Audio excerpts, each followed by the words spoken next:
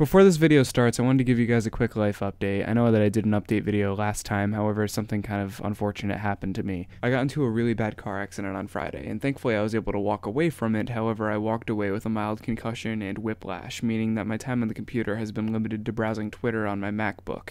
I haven't really been able to keep up to date on YouTube, and I apologize for that. I am here to say that I am alive though. I'm thankful I survived the crash, and I'm here to provide more content for you guys. Just hang tight, because sometimes these videos might be a little bit later than normal. I apologize for that. However, if you have a concussion, staring at a monitor for 12 hours a day editing video footage is probably not very good for you, so I'm just taking some time off to relax, and I'll be posting videos whenever I can.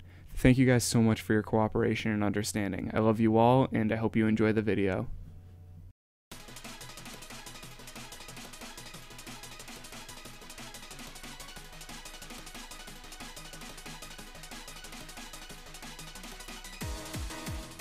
Welcome back, ladies and gentlemen, to Enjoyable Fan Games, and in this episode we're taking a look at Sonic Project Survival, which is a fan game by a group of people, Project Survival Team, I am assuming, Team Project Survival, and they've pulled off something pretty fun and amazing. Now, on your first glance, you may think, wow, this is just trying to cash in on Sonic Mania. However, this game was in development since before Sonic Mania was a thing, and just like Stealth and Christian Whitehead's project, this feels remarkably similar to the Genesis games in both look and feel. The current 3-act, 1-level demo features this wonderful wooded zone, which includes, like I said, 3 acts, all with different gimmicks. The first one is high-speed antics with waterboard surfing, the second being underwater sections, and these little, they look like the hilltop zone sort of scales, and the third level sort of mushes them together in a nice Starlight Zone-esque nighttime feel. The game feels remarkably similar to Sonic 3 and Knuckles in control, in my opinion, although there's a couple changes to it. For one thing, there is the super peel-out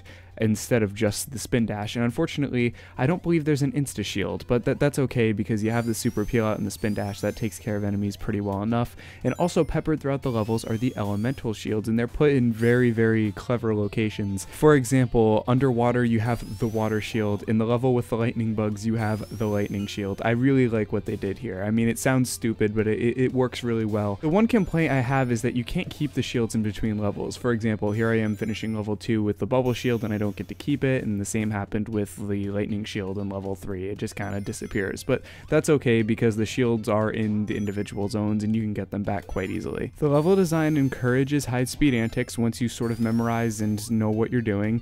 The top layer is very much a platforming layer with very low probability of dying by spike, and there aren't tons of enemies on the top layer. The bottom layer has a bunch of enemies and it pretty much punishes you. You're supposed to know the level design. It's basically like the classic Sonic games. If you like Sonic 1, 2, and 3, where you have to sort of memorize the level design in order to get fast, and the speed is your reward for playing the game so much. If you like that sort of thing, then you're going to absolutely love Project Survival, because that's basically the whole game. It is very true to the original Sonic 1, 2, and 3, and CD, because there is the super peel out. Accompanying this are beautiful graphics custom made by a couple different people, one of them being Super Looney Dude, who you may know from developing the Sunky games. I love you, man. And the soundtrack is composed by Noah Copeland and Sir Spacebar.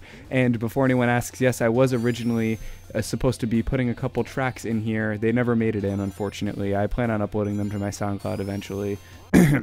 But yeah, so I did help out the projects by making one of the trailers though, so yeah, for those wondering, no, I'm not part of the soundtrack anymore, unfortunately, but I did want to help out, which is why I made a trailer. But the soundtrack that Noah Copeland and Sir Spacebar made sounds amazing.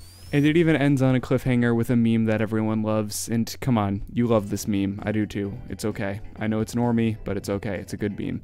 Anyways, that's it for me. Thank you guys so much for watching this episode of Enjoyable Fan Games. I love this game, if you can't tell. That's why I did the trailer for it, and I think that the team did an amazing job. So I'll have a link down in the description to where you can download this demo. This was the one that my buddy Nathan, the Blue Renegade, this was his final fan game that he was actually taking charge of, and what a good game to go out on. So good job, Nathan. Good job to the rest of the team. You all did fantastic.